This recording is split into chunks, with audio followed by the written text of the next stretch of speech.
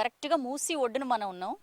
Factory వ్యర్థాలు ఇంకా రకరకాల హాస్పిటల్స్ నుంచి బయో వేస్ట్ వ్యర్థాలు అన్నీ ఇందులోనే కలుస్తాయి కాబట్టి చాలా వాసన కానీ లేకపోతే ఆ పైన తేలియాడుతున్న ఆయిల్ టైప్ ఆఫ్ థింగ్స్ కానీ మనకు క్లియర్గా కనిపిస్తాయి.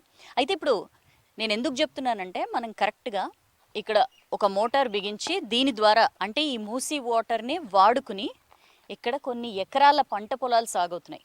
పురాణ పూల్ నుంచి ఉప్పల్ దాకా ఆల్మోస్ట్ ఈ మూసి వాటర్నే వాడుకుని ఇట్లా ఆకుకూరలు కానీ లేకపోతే వరి పొలాలు కూడా సాగవుతున్నాయి ఇలాంటి ఫుడ్ తినడం వల్ల. ఎందుకంటే డాక్టర్స్ చెప్తారు రోజుకి కనీసం 300 గ్రాముల కూరగాయలు తింటే మంచిది, అందులో ఆకుకూరలు ఎక్కువ ఉంటే మంచిదని చెప్పి. మరి ఇలా సాగైన ఆకుకూరలు తింటే మన పరిస్థితి ఏంటి? దీనికి సొల్యూషన్ లేదా? ఇలాంటి ఇంట్రెస్టింగ్ విషయాలు తెలుసుకుందాం ఇవాళ గ్రౌండ్ రిపోర్ట్లో.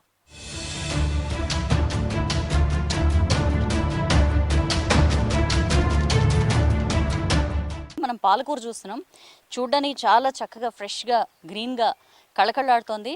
మామూలుగా పాలకూర తింటే చాలా మంచిదని చెప్పి డాక్టర్స్ కూడా చెప్తారు. బట్ ఈ కూర తింటే మన బాడీలోకి ఏమేమి హెవీ మెటల్స్ వస్తాయో మనం తెలుసుకుందాం ఎక్స్పర్ట్స్తో మాట్లాడి. బట్ అంతకంటే ముందు ఇక్కడ అసలు వీళ్ళు ఎట్లా చేస్తారు వ్యవసాయం, ఆ మాటలన్నీ ఇక్కడ పని చేస్తున్న వాళ్ళతో లేదా ఇక్కడ సాగు చేస్తున్న వాళ్ళతో మాట్లాడి తెలుసుకుందాం.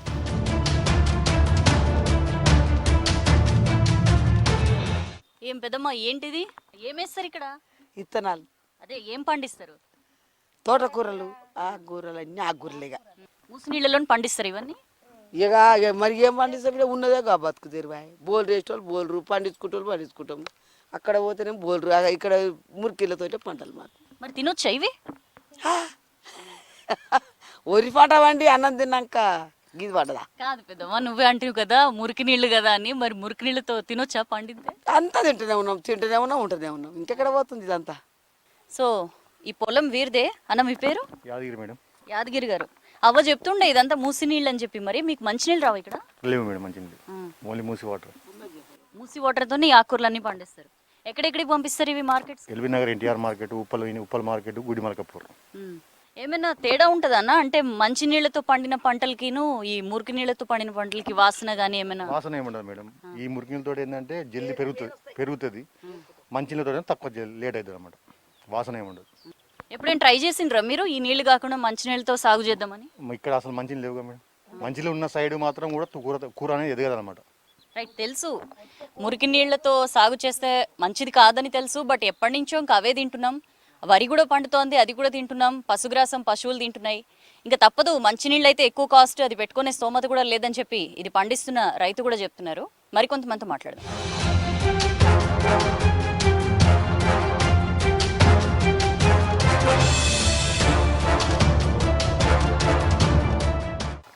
ఏం పెద్ద నీళ్లు పెట్టినావా? నీళ్లు పెడుతున్నాము. ఎన్ని ఎకరాలు ఉంది ఇది? ఇది 10 ఎకరాలు. ఏమేం పండుతాయి ఇక్కడ? తోటకూర, చుక్కకూర, మచ్చల కూర, పుంటికూర. ఏందది అంత నురుగ్గా అనిపిస్తుంది? కూర ఇక్కడ వాటర్, అది మురికి వాటర్ కదా. మురికి వాటర్ పెడతారా మరి పంటలకి? చాలా ఏళ్ళే, ఇప్పుడు కాదు, 50 ఏళ్ళకి అవుతుంది. అవే నీళ్ళు పడతాయి ఇక్కడ.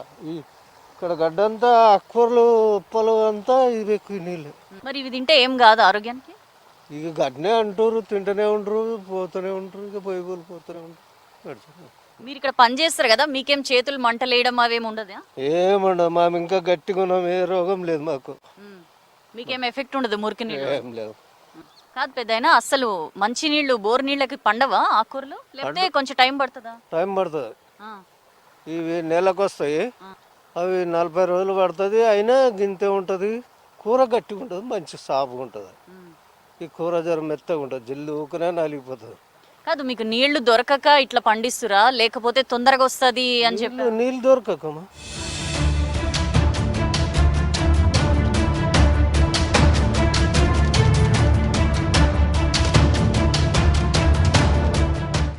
సో అక్కడ సాగవుతున్న ఆకుకూరలు అవి ఇది వరకు అంటే కొంతకాలం క్రితం వరకు ఉప్పల్ రైతు బజార్ వరకే పరిమితం అయ్యేటివి. బట్ ఇప్పుడు అవి సిటీలో చాలా చోట్ల సుమారు 500 మంది రైతులు పండిస్తున్న ఆ పంట అంతా సిటీలోని వేరియస్ ప్లేసెస్లో డిస్ట్రిబ్యూట్ అవుతున్న పరిస్థితి.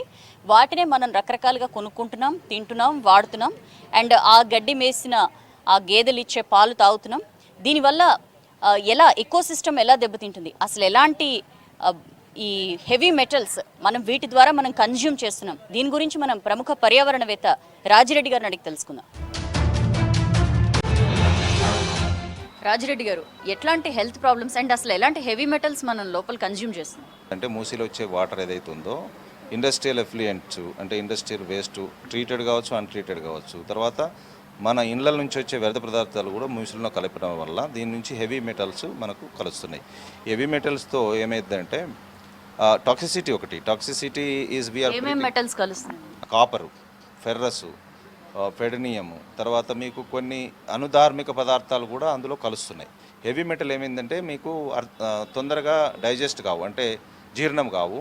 దాంతో మీకు లివర్ ఎఫెక్ట్స్ అవుతాయి, బాడీలో బోన్స్ పెయిన్స్, అంటే మీకు బోన్స్ వీక్ అయిపోవడము, తర్వాత ఇప్పుడు మనకు వచ్చే మోకాళ్ళ నొప్పులు కావచ్చు, కీళ్ళ నొప్పులు కావచ్చు, వీటికి చాలా దీని ప్రభావం ఎక్కువ ఉంటుంది.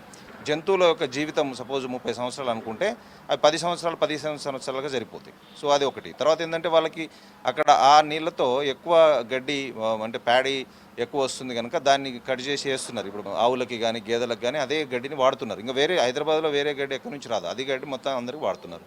సో దాని ద్వారా ఏమైపోతుందంటే అవి ఏవైతే వ్యర్థాలు రిలీజ్ చేస్తాయో మళ్ళీ వ్యర్థాలలో కూడా హెవీ మెటల్స్ ఉంటున్నాయి, ఆ జంతువులు చనిపోతున్నాయి. ఆ జంతు కలబరాలను కూడా తీసుకెళ్ళి మళ్ళీ మూసీలు వేస్తున్నారు. సో ఇది ఒక సైక్లిక్ ప్రాసెస్లో నడుస్తుంది, ఒక చక్రం లాగా. ఈ ఎకోసిస్టమ్ మొత్తం ప్రాబ్లం. ఈ మూసీ అనేది ఒక మన జీవన విధానంతో మనం దాని అనుబంధం ఉంది, దాన్ని మనం సపరేట్ చేయలేం. ఇప్పుడు ఒక మార్గం ఏంటంటే మూసీని వ్యర్థ పదార్థాల నుంచి దూరం చేసి డైవర్ట్ చేసుకొని దాన్ని శుద్ధి చేసుకోవడం ఒకటే మార్గం, వేరే లేదు. ఇప్పుడు అక్కడ రైతులు ఎవరైతే పండిస్తున్నారో వాళ్ళతో మాట్లాడినాం. సరే పాపం వాళ్ళు ఏం చేయలేరు, వాళ్ళ భూములు వాళ్ళు అక్కడ పండిస్తారు. బట్ ఇన్ని సంవత్సరాలుగా, సుమారు 50 సంవత్సరాలుగా వాళ్ళు అక్కడ సాగు చేసుకుంటున్నారట. అప్పట్లో ఉప్పల్ చుట్టుపక్కల వరకే ఆ ఆకుకూరలు అవి వెళ్ళేవి. బట్ ఇప్పుడు మొత్తం సిటీలో చాలా చోట్లకి వెళ్తున్నాయి. దీన్ని ఆపాలి అని చెప్పి ఎప్పుడు సక్సెసివ్ గవర్నమెంట్స్ ఎప్పుడు ట్రై చేయలేదా sir?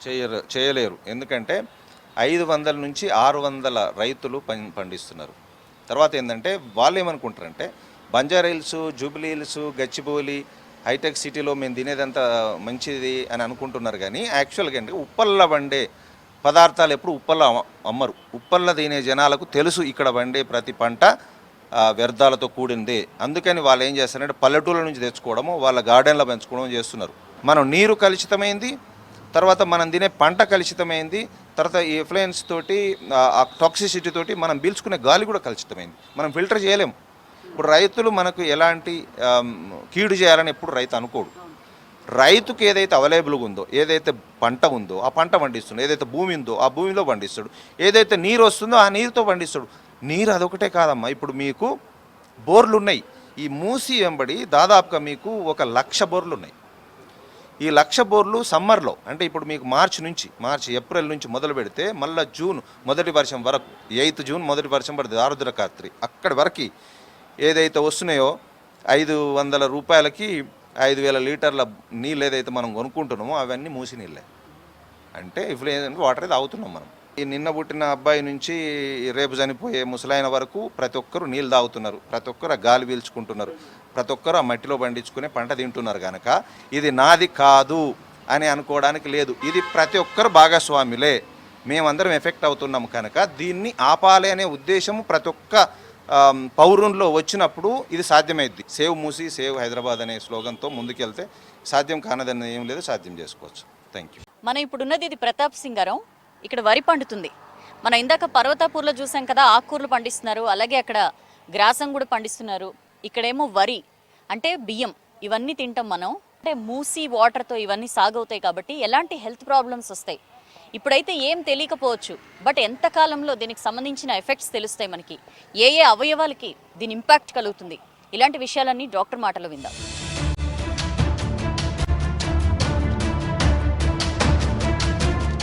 So doctor Praveen, Musi పరివాహక ప్రాంతంలో పంటలు, అక్కడ ఆకుకూరలు అవి మనం తింటున్నాం, అక్కడ బర్రెలు అవి ఆ పాలిస్తే అది తాగుతున్నాం. సో ఎలాంటి హెల్త్ హజార్డ్స్ ఉంటాయి? మనం ఏం తింటున్నాం, ఒక రకంగా పాయిజన్ పెట్టుకుని ప్లేట్లో తింటున్నట్లే కదా. సో ఈ ఏదైతే మూసీయే కాదండి, పర్టికులర్గా ఈ వేస్ట్ వాటర్ వల్ల చాలా చోట్ల కల్టివేషన్ అనేది జరుగుతూ ఉంది. Not just in Hyderabad, in other major cities like Bombay, Delhi also this was scene. So అక్కడ కొన్ని స్టడీస్ కూడా చేశారు ఇలాంటివి. స్టడీస్ చేసినప్పుడు ఏం చూసారంటే they are seen that lot of micro organisms అండి, పర్టికులర్గా పారాసైట్స్ అండ్ ఈ బ్యాక్టీరియా ఇలాంటివన్నీ వాళ్ళు ఈ దీంట్లో ఐడెంటిఫై చేయగలిగారు ల్యాబ్ లోపల. సో ఐడెంటిఫై చేసినప్పుడు దీంట్లో deadly organisms like cholera cause చేసే ఆర్గానిజమ్స్ కొన్ని, ఆ తర్వాత ఈకోలై అంటాము, కోలిఫామ్ ఆర్గానిజమ్స్ అంటాము, అలాంటి ఆర్గానిజమ్స్ని వీటిని ఐడెంటిఫై చేశారు. సో ఈ కొలెరా అనేది మీకు తెలిసి ఎంత డెడ్లీ ఉంటుందో. ఒకసారి ఇది వచ్చిందనుకుంటే వీ థింక్ దట్ ఎక్కడో మనం బయట ఫుడ్ తిన్నాము, ఏదో పానీపూరి బండి మీద ఏదో తిన్నాము వచ్చింది అనుకుంటాం. కానీ it is very unfortunate that మన ఇంట్లో మనం తినే కూరగాయలు, పర్టికులర్గా మేమందరికీ లీఫీ వెజిటేబుల్స్ తినండి, ఈ కూరగాయలు తినండి అని చెప్తా ఉంటాం. ఆ కూరగాయల వల్లనే ఇంత డెడ్లీగా మనకు వస్తున్నాయి అనేది మనం ఐడెంటిఫై చేయడానికి చాలా రోజులు పడుతుంది. సో ఈ కొలెరా అనేది మీకు తెలిస్తే ఆల్మోస్ట్ రోజుకి 20 నుంచి 30 సార్లు వాళ్ళకి లూజ్ మోషన్స్ అయిపోతాయి. ఈకోలై అనేది సివియర్ లోవర్ జిఐ సిమ్టమ్స్ వస్తాయి, సివియర్ అబ్డామినల్ పెయిన్, అండ్ వీళ్ళందరూ డిహైడ్రేషన్లోకి వెళ్తారు. They end up in the ICUs. అంటే ఒక్క చోట వెజిటేబుల్స్ పండించడం వల్ల ఇంత సీరియస్ ఎఫెక్ట్స్ ఉంటాయి అనేది మనకి స్టడీస్ ద్వారా బయటపడతా ఉంటుంది. డేంజరస్ అంటే అప్పుడప్పుడు బోవైన్ ట్యూబర్క్లోసిస్ అంటాం అనమాట. సో ఆ పాల ద్వారా పాలను సరిగ్గా ఇచ్చేలేదంటే వాటి నుంచి టీబీ కూడా రావచ్చు కొన్నిసార్లు.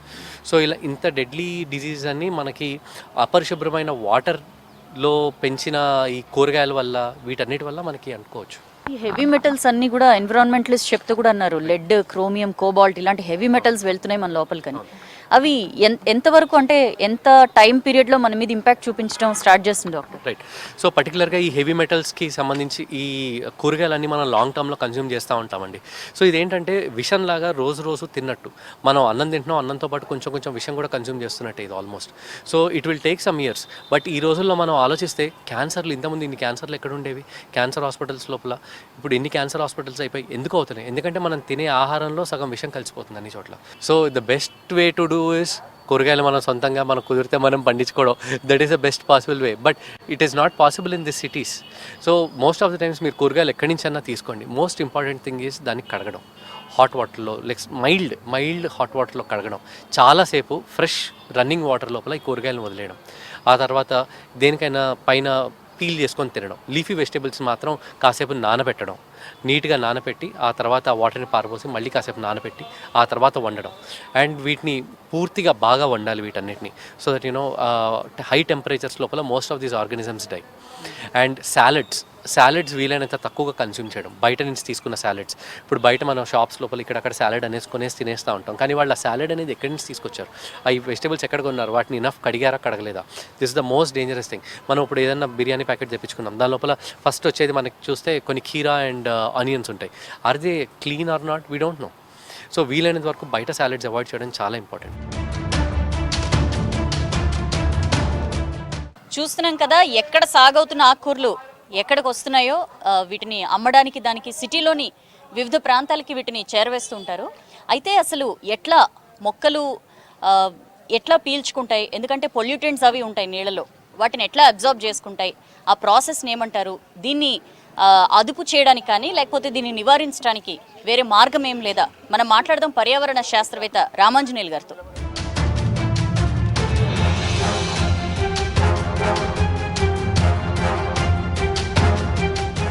సార్ రామాంజనేయులు గారు, ఈ మూసీ పరివాహక ప్రాంతాల్లో పంటల సాగు అది చూస్తే చాలా భయానకమైన పరిస్థితి. అసలు ఈ పొల్యూటెంట్స్ని వాటిని ఎట్లా ప్లాంట్స్ అబ్జర్వ్ చేసుకుంటాయండి? విత్ ఇన్ సిటీ లిమిట్స్ ఒక సమస్య ఉంది, సిటీ లిమిట్స్ దాటిన తర్వాత ఇంకో రకమైన సమస్య ఉంది. ఎందుకంటే సిటీ లిమిట్స్లో ఎక్కడ మనకు వ్యవసాయం లేదు, కాకపోతే ఫాడర్ పండిస్తారు చాలా మట్టుకి. రెండోది కూరగాయలు పండిస్తారు, ఆకుకూరలు, కూరగాయలు లాంటివి కొంచెం పండించడం జరుగుతుంది. ఊరు దాటిన తర్వాత అయితే వరి ఇవన్నీ కూడా పండిస్తున్నారు. సో ఈ రెండు ప్రాంతాలలో మనకు సమస్యల పరంగా చూసుకుంటేనేమో రెండు రకాల సమస్యలు కనిపిస్తున్నాయండి, మూడు రకాలు యాక్చువల్గా.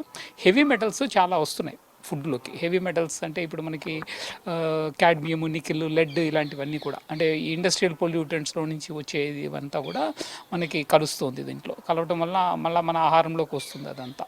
ఇది చాలా డేంజరస్ సిచ్యువేషన్, ఎందుకంటే పాలల్లోకి వెళ్ళినా లేకపోతే ఆహారంలోకి వెళ్ళినా ఇవన్నీ కూడా మళ్ళీ మనకి ఆహారంలోకి వస్తుంది. వాటర్ రూపంలో వచ్చిన పొల్యూటెంట్స్ ఏవైతే ఉంటాయో అవి మళ్ళీ ఆహారంలోకి మళ్ళీ వెనక్కి తిరిగి మళ్ళీ మన దగ్గరికి వస్తాయి. అంటే మనం ఏదైతే పడేస్తామో అది మళ్ళీ మన దగ్గరికి వస్తుంది.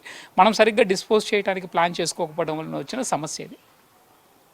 రెండోది సీవేజ్ అండ్ స్లడ్జ్. దానివల్ల ఏంటవుతుందంటే క్లీన్ చేయకుండా వదిలేయటం వల్ల చాలా రకాల హార్మ్ఫుల్ బ్యాక్టీరియా డెవలప్ అవడం జరుగుతుంది.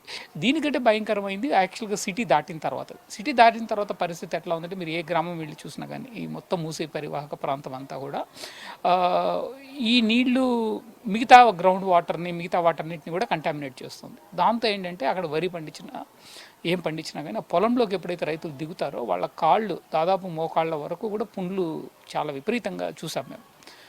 ఈ టేప్ వామ్స్ ఇట్లాంటివన్నీ కూడా వాటర్లో ఉంటాయి కాబట్టి అవన్నీ కూడా ఎఫెక్ట్ అవటము, ఇంకా రకరకాలవి అక్కడ డెవలప్ అవటం ఈ సీవేజ్ స్లడ్జ్ వల్ల. అది చాలా అనారోగ్యకరమైన పరిస్థితుల్లో వ్యవసాయం నడుస్తుంది అక్కడంతా కూడా. ఇది కొంచెం అవాయిడ్ చేయాల్సిన అవసరం అయితే ఉన్నది. అంటే సార్, మేము రైతులతో మాట్లాడినప్పుడు వాళ్ళు చెప్పింది ఏంటంటే ఆకుకూరలు అవి ఈ డ్రైన్ వాటర్ దీనిలోనే బాగా పెరుగుతాయమ్మా, ఈ మంచి వాటర్లో పెరగవు.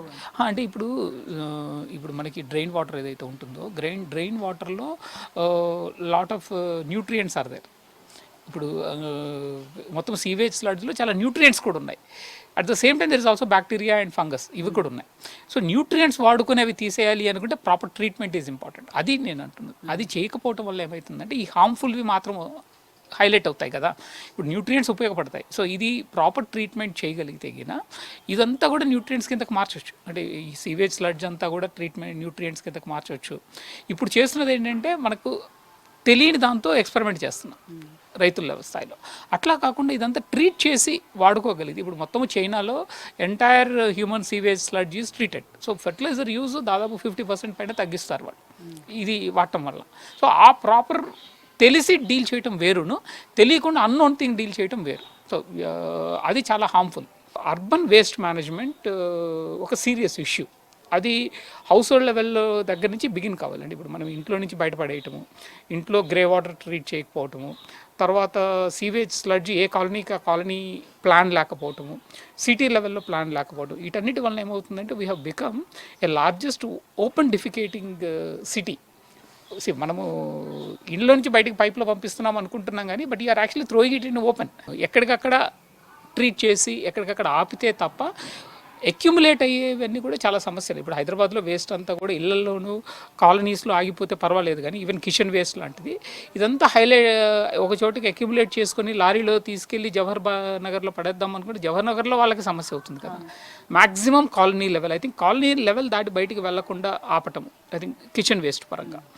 రెండోది సీవేజ్ స్లడ్జ్ వరకు ఎక్కడికక్కడ ట్రీట్మెంట్ ప్లాంట్స్ పెట్టి మెయిన్ వాటర్ ఛానల్ హైదరాబాద్కి లైఫ్ లైన్ మూసీ కాబట్టి మూసీలోకి వదలకుండా ట్రీట్ చేయకుండా మూసీలోకి వదలకుండా పెట్టుకొని మూసీలో కూడా కొంచెము డ్రైన్ లైన్స్ స్ట్రీమ్ లైన్ చేసి చెత్త అదంతా కలవకుండా చూసుకుంటే బెటర్గా ఉంటుంది. ఇక్కడ యాక్చువల్గా హైదరాబాద్లో there is one study done. యాక్చువల్గా reports are not yet published. ఇప్పుడు వాళ్ళు ఏం చేస్తారంటే మెట్రో స్టేషన్స్, బస్ స్టాండ్స్ వీటన్నిటిలో చేతులు పెడతాం కదా, మనం చేతులు పెట్టే ప్లేసెస్ అన్నీ వాళ్ళు దే టెస్టెడ్ ఇట్ యాక్చువల్గా ఏమేమి మైక్రోబ్స్ ఉన్నాయని దాని గురించి చూస్తే they're very harmful bacteria. So they're all floating around us. ఇప్పుడు ఆ పక్కనే ఉంది మూసీ, ఇక్కడ నుంచి 100 మీటర్ల దూరంలో ఉంది. ఆ 100 మీటర్ల దూరంలో ఉన్న మూసీలో ఏమేమి ఉన్నది అనేది గాలికి వస్తూ ఉంటుంది, ఇవన్నీ కూడా వస్తూ ఉంటాయి కదా. మనం దోమలు వచ్చినప్పుడు చూస్తూ ఉంటాం అయితే మిగతా అవన్నీ చూడట్లేదు. దోమలు కనిపిస్తాయి మనకు కుట్టినప్పుడు తెలుస్తుంది కాబట్టి. సో ఈ మైక్రో ఆర్గానిజమ్స్ ఏవైతే ఉంటాయో అవి జస్ట్ ఫుడ్కే కాకుండా మిగిలిన హార్మ్ కూడా చాలా ఇప్పుడు గాల్లో ఉంటుంది. So we are all breathing that.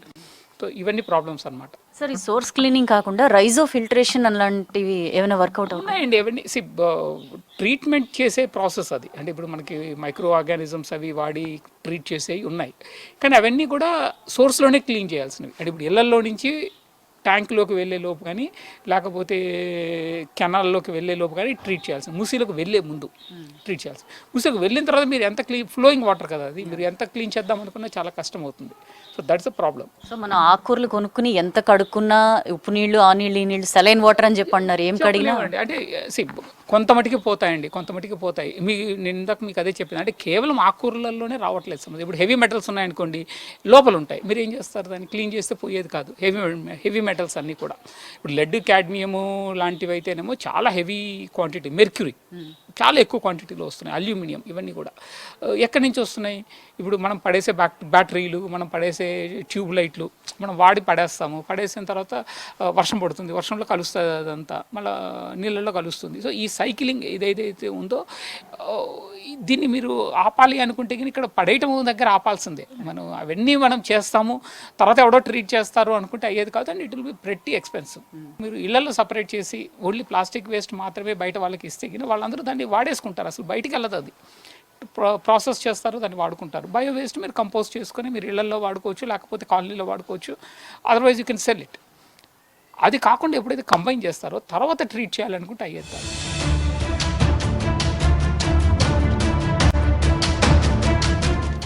So చూసాం కదా, ఒక రకంగా మనం ప్లేట్లో విషం పెట్టుకుని తింటున్నట్లే లెక్క. ఇది మన దాకా రాదులే అనుకోవడానికి లేదండి. ఎప్పుడైనా ఎక్కడి నుంచైనా ఎటువైపు నుంచైనా సరే మన ప్లేట్లోకి ఈ విషం చేరే ప్రమాదం ఖచ్చితంగా ఉంది. సోర్స్ దగ్గరే క్లీనింగ్ అనేది జరగాలి. మూసిలోకి వ్యర్థాలన్నీ పడేసే ముందే దాన్ని కనుక ట్రీట్ చేసి ఆ తర్వాత దాన్ని లీవ్ చేస్తే ఒకవేళ మూసి పరివాహకంలో ఇలాంటి పంటలు పండినా కూడా ఎలాంటి నష్టము ఉండదని చెప్తున్నారు. కెమెరా పర్సన్ రాజ్ కుమార్తో సౌజన్య, V6 న్యూస్, హైదరాబాద్.